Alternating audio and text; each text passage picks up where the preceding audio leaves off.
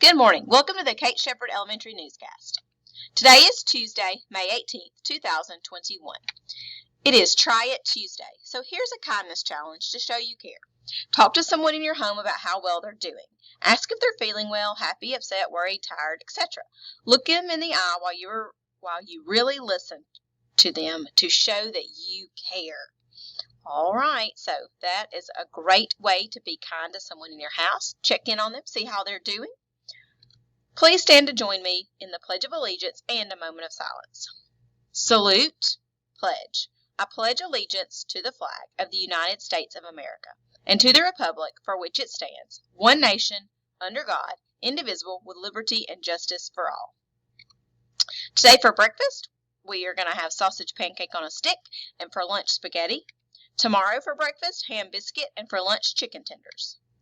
Birthdays today, there are sadly no birthdays to celebrate today.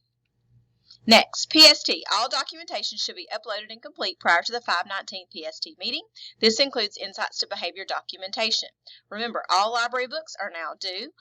Place the books in the buckets outside your classroom, and Ms. Smith will come collect them. She will print overdue notices for those not returned by the end of the week.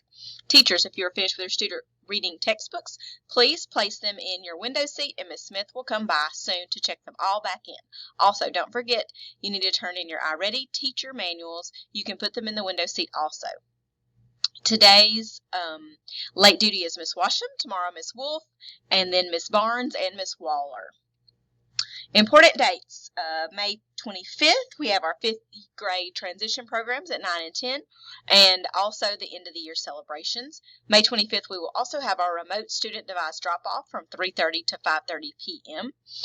May 26th, which is the last day for students, which is a half day. We will also have a remote student device drop-off from 8 to 11 in the morning, and May 28th is the last day for teachers.